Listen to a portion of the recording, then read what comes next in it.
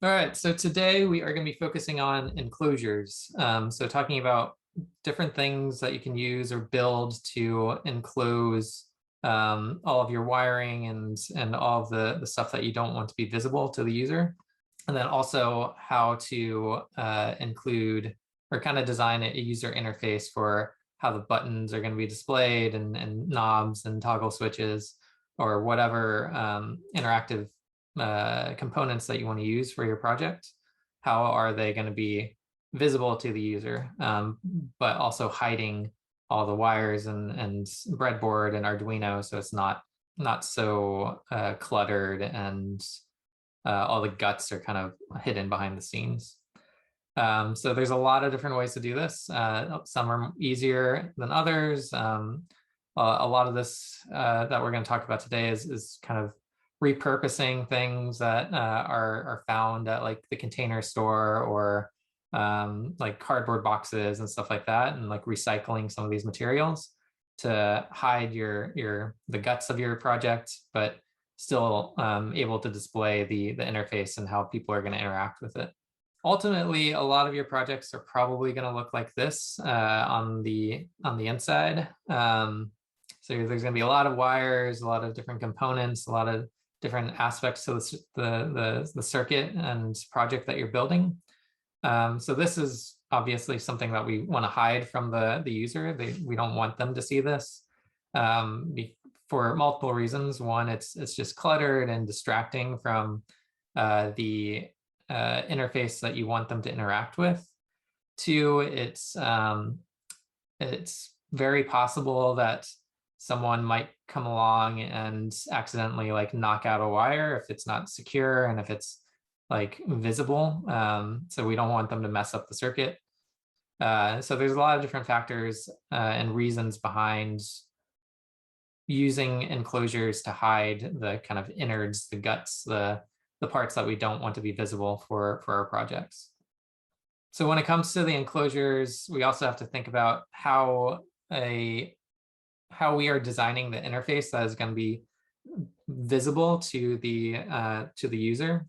So for example, it could be like an arcade cabinet that has all the buttons and toggle switches and knobs up front with like nicely designed interface for labeling what each button represents.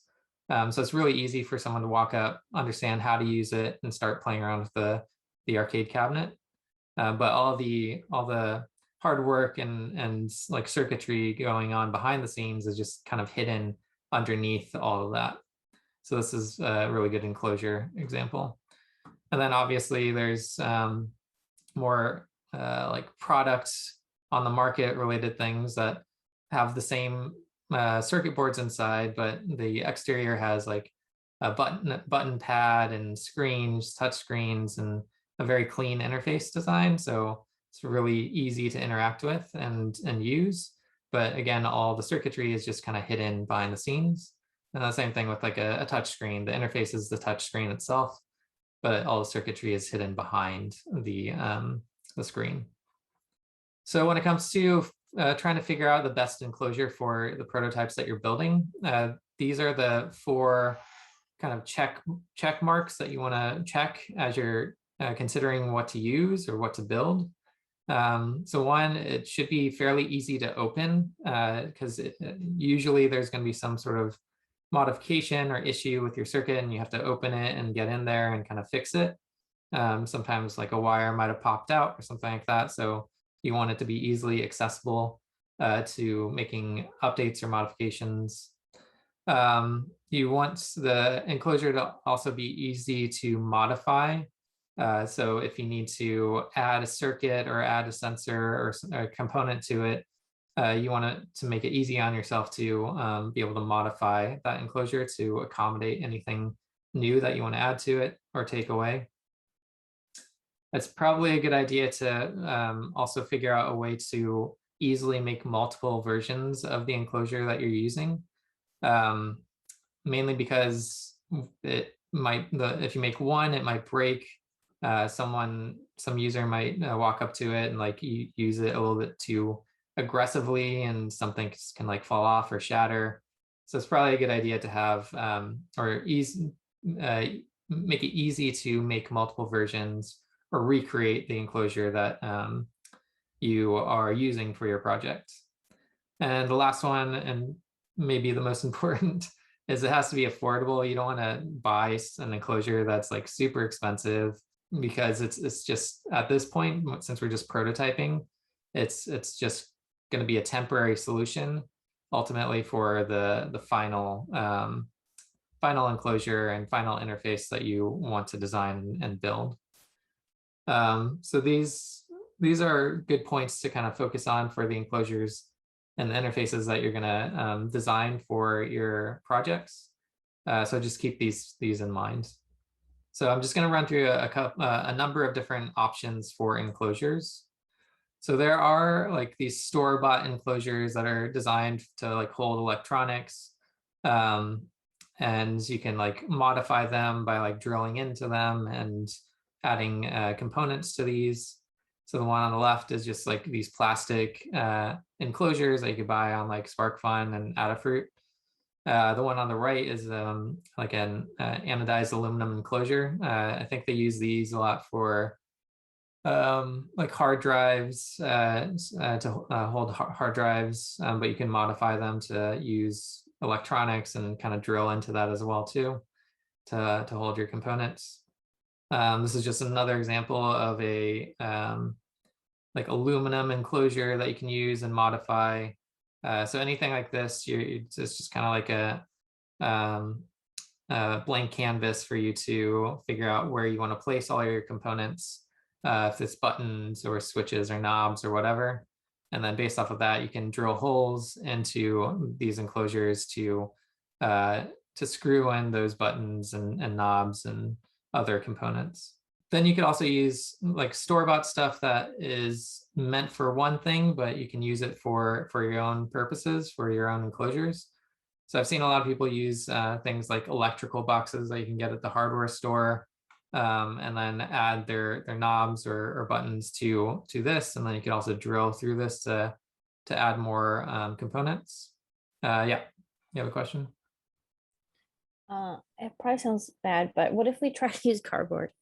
Yeah, no, cardboard's great. Nothing wrong with that. Definitely cheap and it's like available. Yeah, so yeah, I keep all of my like shoe boxes. So shoe boxes are great enclosures because they're easily open. You can open them, you can poke holes through them for your components. It stores your circuit board pretty easily. So yeah, these are great. So any cardboard box is a good option too, especially for like a prototype. I guess some of these options are more for like a secondary kind of or tertiary version of your prototype. Cardboard is totally fine.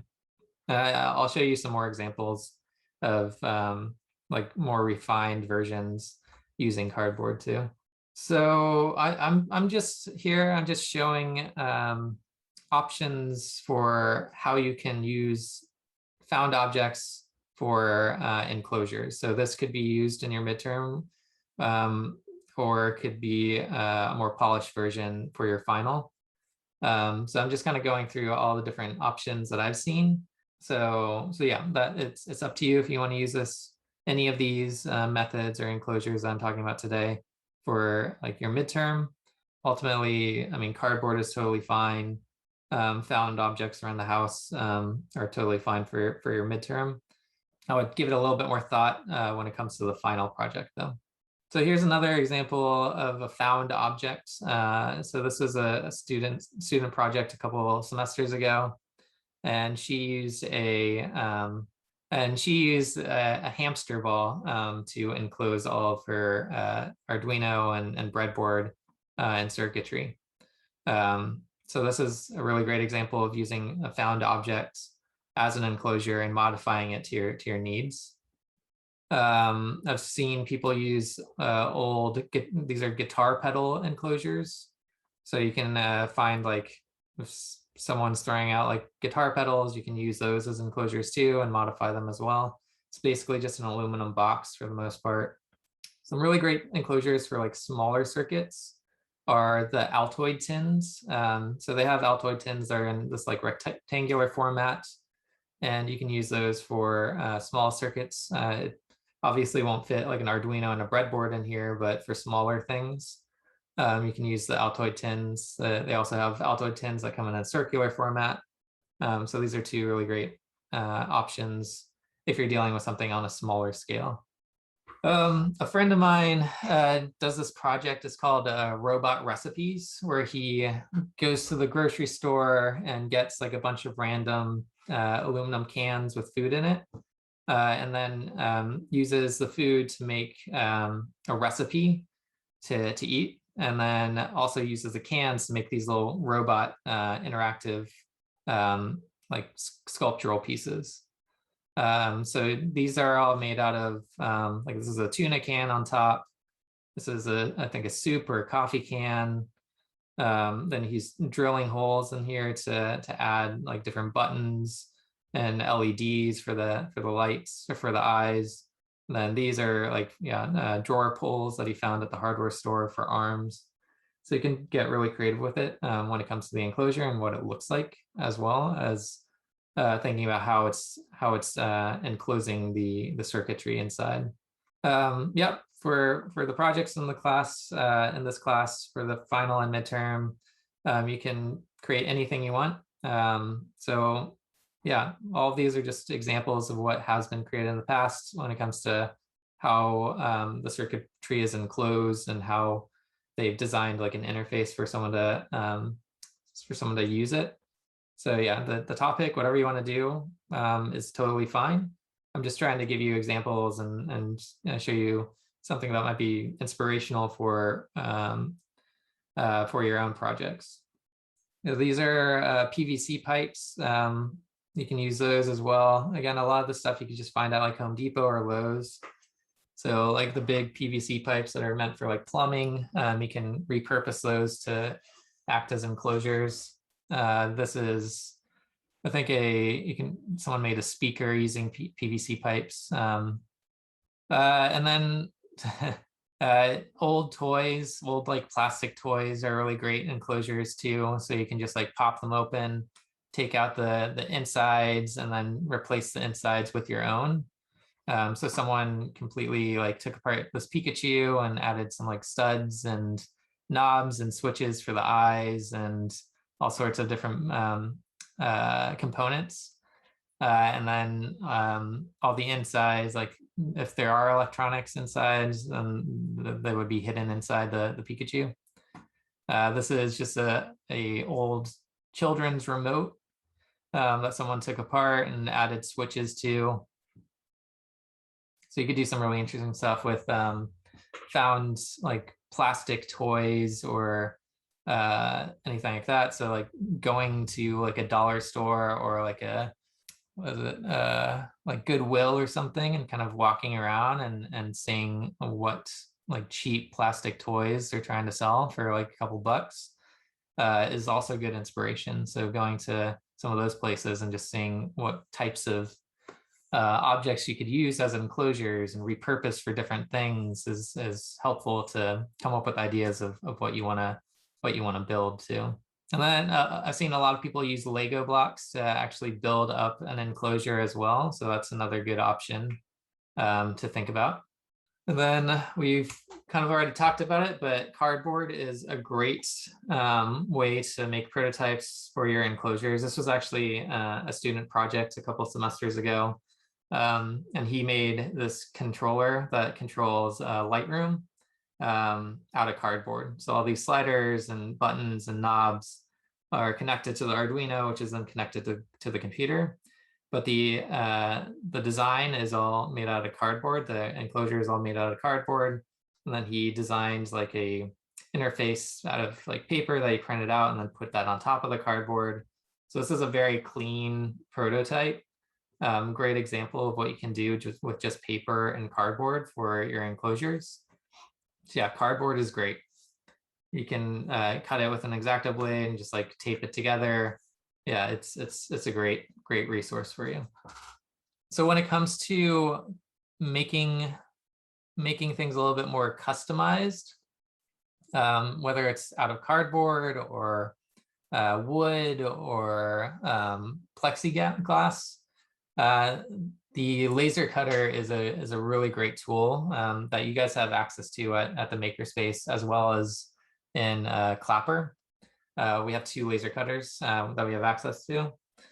I have one in my studio too, right next to me. It's it's called a Glowforge, and it's one of the tools that I use the most in my studio to cut out objects in a 2D space and then kind of put them together to make like a 3D enclosure or something like that.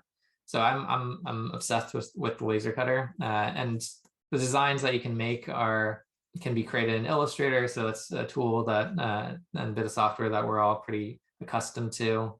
What else? You could also do etching too. So it's not just cutting. So you could etch in like text and labels as well. So you can do a lot of really cool stuff. And you could cut a lot of different types of materials and a number of different types of thicknesses as well. So here's an example of like a laser cut plexiglass top and bottom. And then to put it together, we are using, these are called standoffs. So it's basically these little, like I guess, bars that you can use to separate, make a distance between a top and bottom. So it's kind of like a alternative to using like sides and like walls to keep everything together. So standoffs are a really great resource for you to play around with as well. You can also use corner brackets that you can screw in these corner brackets to kind of build your own box after laser cutting these sides. Another method is the stacked method. So you can laser cut each layer here and kind of stack them up to create a very customized box and interior. And then this is kind of a combination between a found object and a laser cut piece. So this object is a drawer organizer that you can get at the Container Store. So the wood part. And then the top bit, this is a project that a friend of mine made. The top bit is laser cut, and you just kind of lay it in to the drawer container, and it just kind of sits on top. So it makes a really great container and a really great top interface design as well. Another kind of mix between found objects and a laser cut customized piece is a mason jar. So you could use mason jars as an enclosure as well, and then kind of replace the top bit with a laser cut bit of like wood or plexi for the actual interface. So you could do a lot with the laser cutter. And again, we have 2 of them on campus that you guys can use. And again, all you have to use is know how to use is Illustrator to design the object that you want to cut and etch using Illustrator, and then it's just kind of like sending it to a printer, just like sending a printout to a regular printer. It's very similar. So yeah, laser cutter is great. So another thing that again we have access to in the makerspace is lots of 3D printers. So you could also 3D print enclosures as well. So this is another student project from a couple of semesters ago, where she designed her own little robot creature and put all of the circuitry inside. The eyes are actually a ultrasonic sensor, so it measures the distance of something in front of it. So as you like walk up to it, it'll start moving once you get to a certain distance. So this has 2 servo motors inside for the legs, and then I think there's an Arduino Mini inside for the code to upload.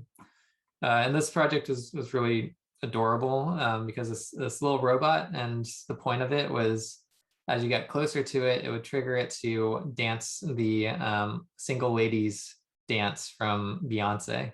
So this would just kind of wiggle around to the Beyonce Single Ladies song, which is kind of cool. And yeah, all of the components were 3D printed and designed by the student and put together.